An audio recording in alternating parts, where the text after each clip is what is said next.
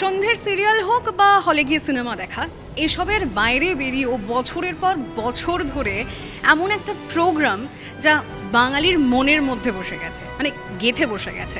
সেই non fiction শোয়ের মধ্যে থেকে এত শো তো শুরু হয়েছে, কিন্তু তার মধ্যে থেকেও সেরার সেরা জি বাংলা ডান্স, বাংলা ডান্স। প্রথমে গোটা টিম রয়েছে এই মুহূর্তে, সবাইকে কনগ্র্যাচুলেশনস। আমি একদম ডিরেক্ট দাদার কাছে চলে যাব এবং জানতে চাইবো যে আগে বলো এই পুরস্কার পেয়ে কেমন লাগছে? খুবই ভালো লাগছে এবং TV9 বাংলাকে অনেক ধন্যবাদ, TV9 বাংলা ঘরের বায়োস্কোপকে অনেক ধন্যবাদ। এই আমাদেরকে পুরস্কৃত করা হয়েছে এবং আমরা দুটো অ্যাওয়ার্ড পেয়েছি আজকের এই সন্ধ্যায়, এবং আমরা পুরো টিম এখানে প্রস্তুত হয়েছি এবং এই অ্যাওয়ার্ড নিয়েছি। একটা পেয়েছি হচ্ছে dance Bangla dance best non fiction show হিসেবে, আর একটা বেস্ট ডিরেক্টর হিসেবে নন ফিকশন শো, দুটো অ্যাওয়ার্ড আমাদের দেওয়া হয়েছে। আমরা খুবই খুশি। আচ্ছা, একটা কথা বলো, যে বছরের পর বছর ধরে আমরা দেখেছি এমন অনেক শো হয়েছে যে শুরু তো হয়েছে, বাট কন্টিনিউ যেটা করা হয়, কন্টিনিউশনে কোথাও একটা প্রবলেম হচ্ছে, অনেক সমস্যা হয়েছে। সেখানে দাঁড়িয়ে ডান্স বাংলা ডান্স এমন একটা শো যেটা বাঙালির, মানে বাঙালি রাত হলেই যখন যে সেশন এসছে, সিজন এসছে, দেখতে শুরু করেছে। এটার ম্যাজিকটা কী ধরে রেখেছো, কীভাবে ধরে রেখেছো? এটা ডেফিনেটলি প্রোগ্রামটার মধ্যে আমরা প্রতি বছরই নতুন কিছু করার চেষ্টা করি এবং প্রতি সিজনে যে নতুন নতুন কিছু আমরা উপহার দিতে পারি দর্শককে, সেই দর্শক সেটা পছন্দ করেন, ভালো লাগে।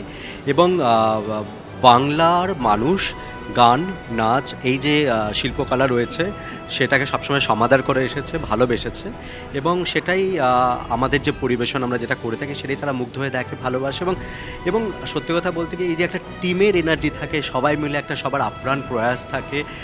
শুধু টিম আমি বলবো না, যারা আমরা প্রোগ্রাম বানাই তারা নয়, জাজেস আছে সেখানে, এবং মিঠুনদার মতন একজন লেজেন্ডারি অ্যাক্টর রয়েছেন, সম্প্রতি তিনি দাদার সাহেব ফালকে পেয়েছেন, শুভশ্রী আছে, অঙ্কুশ আছে, এরকম প্রচুর আছে, শ্রাবন্তী আছে, যারা সবসময় আমাদের সাথে যুক্ত থাকে বিভিন্নভাবে ডান্স বাংলা ডান্সের সাথে, এবং প্রত্যেকের এনার্জি একসাথে একটা নতুন কিছু প্রত্যেক সিজনে নতুন নতুন করতে মানে আমরা সক্ষম, এবং সেটাই আমার মনে হয় ম্যাজিক পয়েন্ট। এটা তো শো এর কথা হলো, এবার আসি, যেহেতু আমরা এখানে দুটো অ্যাওয়ার্ড দেখতে পাচ্ছি এবং সেকেন্ড অ্যাওয়ার্ডটা ডিরেক্টর হিসেবে, সেটা ডিরেক্টর এবং এরকম একটা শো পরিচালনা করাটা তোমার পক্ষে কতটা ডিফিকাল্ট হয়?